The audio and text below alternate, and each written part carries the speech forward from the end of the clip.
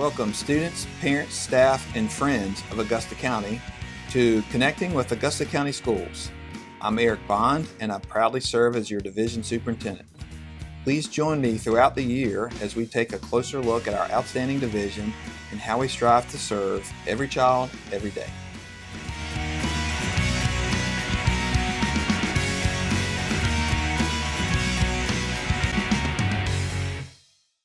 Hello everyone, welcome to another edition of Connecting with Augusta County Schools. This is Eric Bond, Division Superintendent, and we are pleased to have with us today Mrs. Tina Kiracofe, our Assistant Superintendent for Instruction and Technology, and as well we also have Mrs. Miranda Ball, who is our Executive Director of Student Services. Welcome ladies to Connecting with Augusta County Schools. Thank you for having us. Thank you.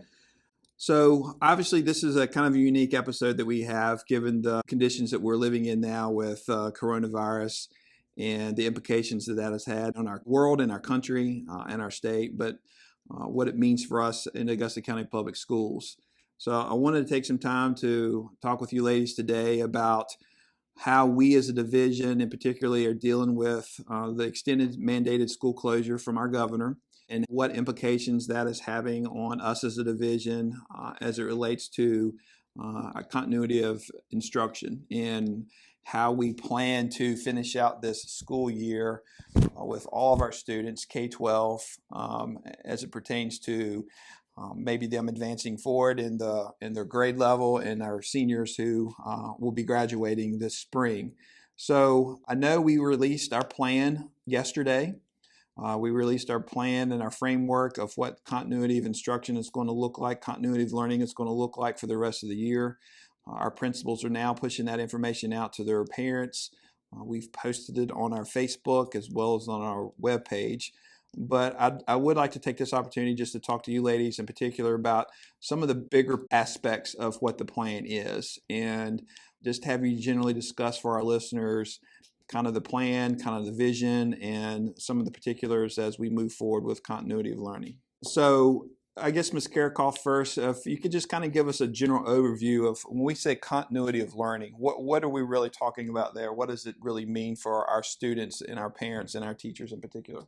So our goal is really to provide opportunities for students to continue to learn and practice the skills that they've obtained during this school year.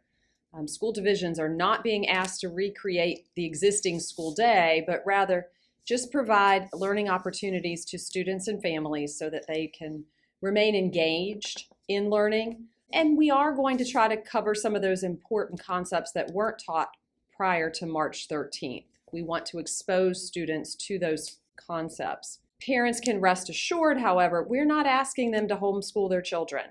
That's really important to understand. We would like parents and families, as they can, to set aside some regular time for their students to read and work on some of these learning modules that teachers will provide. But I want them to understand that we are documenting the content that was not taught prior to March 13th, and we will intentionally embed that content into next year's classes. I think parents have also heard by now, but just to be sure, we do expect all students to be promoted to the next grade and for seniors to graduate, unless there had been conversations prior to March 13th that maybe retention would be necessary. I want to come back to the seniors here in a few minutes. You had mentioned as our teachers are working with our students for the remainder of the year, can you describe to our listeners maybe some of the methodologies that our teachers will be using to engage our students and to provide these learning opportunities for them? Sure. Depending on the grade level and the content, this may look different, but I expect that some teachers will be providing these learning opportunities online for those who have access. So those may be online learning modules, activities that they were used to doing in class through either Google Classroom or Canvas. But we also realize that we have students that don't have access. There are very many locations throughout Augusta County that just don't receive a Wi-Fi signal. And so we will make sure that those families and students have access to printed materials, the same printed materials that other students are going to access online. Now, that'll be very important to do. Those printed materials can be requested through the teachers, who will hopefully be reaching out to all parents. But parents, if you need to make contact with your school, feel free to call the school office and we can make arrangements to get those printed materials for you. Those could also be made available during our meal pickups on Monday, Wednesday, and Friday. We will be happy to get those materials to families who need them. We also realize there may be some families that would just prefer to have their students not working on a screen all the time. And so printed materials could be available for them as well. So part of having access, a couple points I want to make here or have you help explain.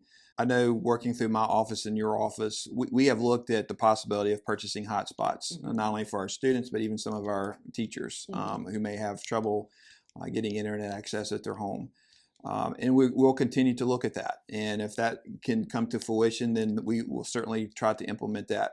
In some of the conversations that we have had with your department and our technology department, even with a hotspot, I think it's been well documented on this program how large we are geographically as a county, and that even with a hotspot, it still might not work.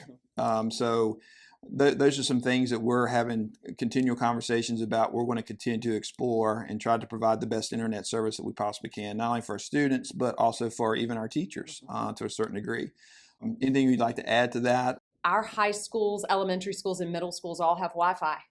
And we're working very hard to make sure that some of that Wi-Fi access is actually in the parking lots. So we are working actively to map out which parking spaces around all 18 of our schools have Wi-Fi access. So if parents needed to, or if students need access to Wi-Fi and they can drive in, we have drive-in Wi-Fi. They can pull up close to our schools and the access should reach their cars. They could sit in their cars, download materials, and then be able to do whatever work they need to do. Keep in mind on student Chromebooks that if a student has Wi-Fi access, even if it's in our parking lot, they can download all of the learning modules that teachers have posted and open up the required tabs, go home, do the work. Next time they drive by a school, they can pull in the parking lot and be able to upload all of that completed work. So Chromebooks do allow them to work offline as long as the materials have been downloaded and the tabs are left open.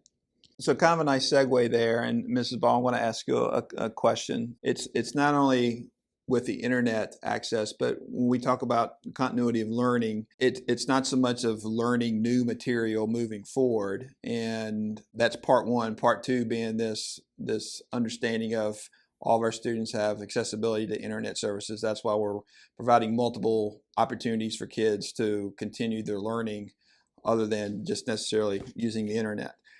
That really plays into kind of your department of student services and some of the concerns that we have in our conversations with this notion of continuity of learning and accessibility. Can you expand upon that, please?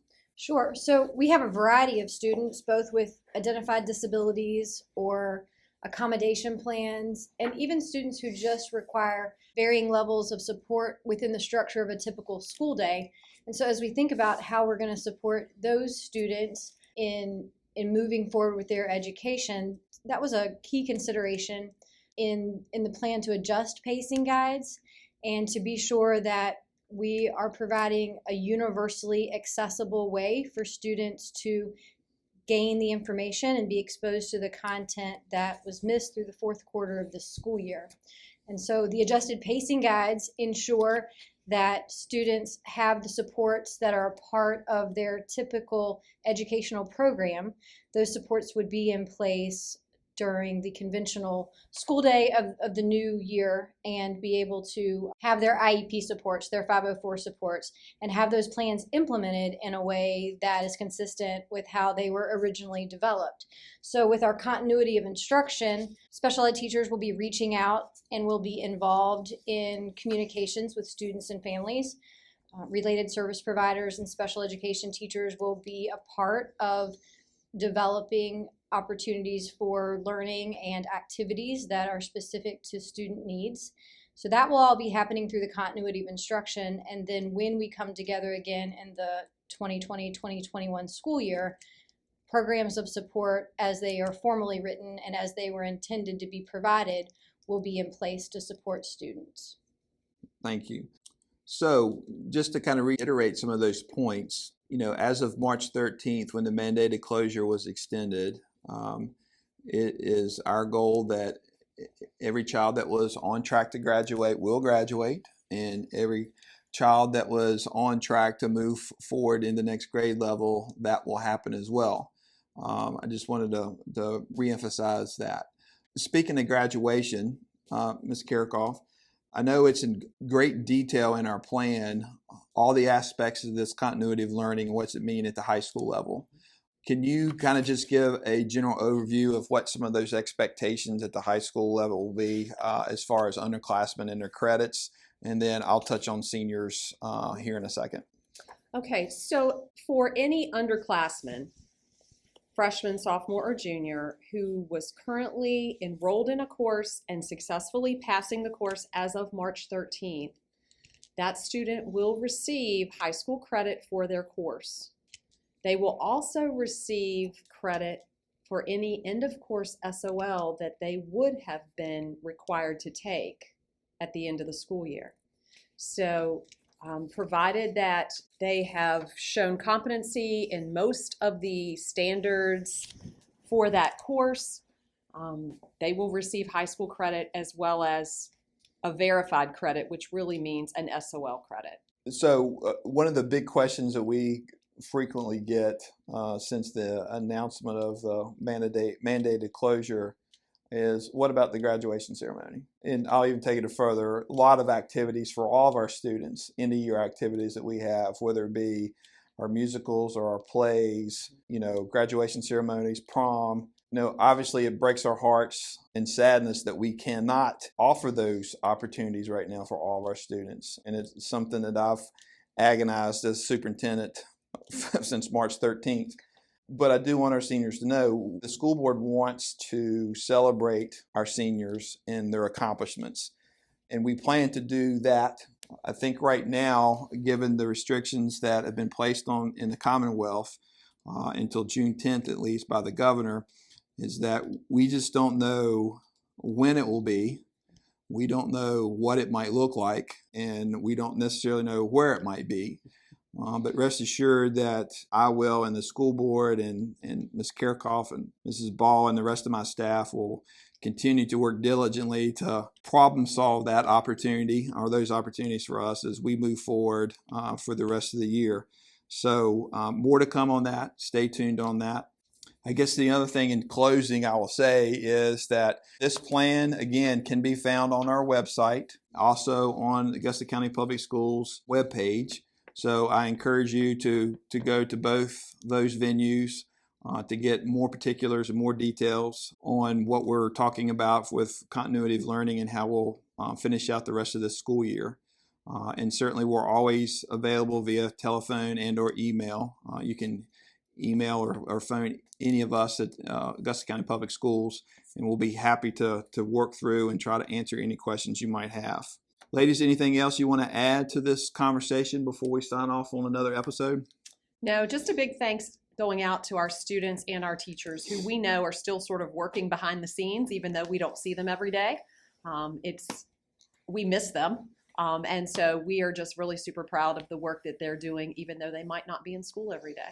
And that you as parents can look forward to hearing soon from your child's teacher or teachers.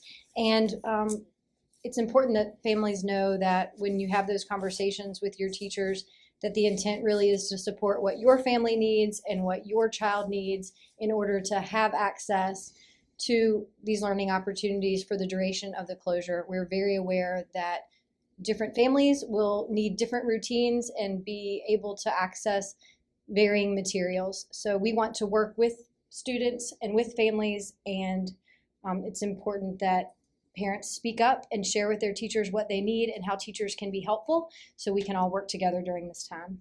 And I'll just add that I've said to staff and our teachers that we got this.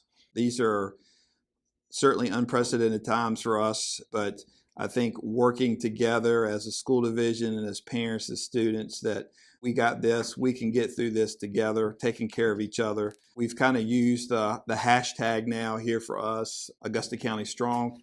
So I encourage you folks to please adhere to the recommendations set forth by our health officials and take care of each other, take care of yourself, and be safe.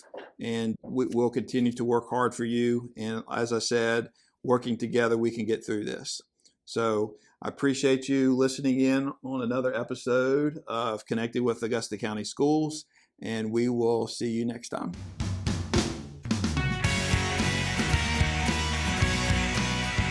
Make sure you subscribe to our YouTube channel to get updates on our latest episodes.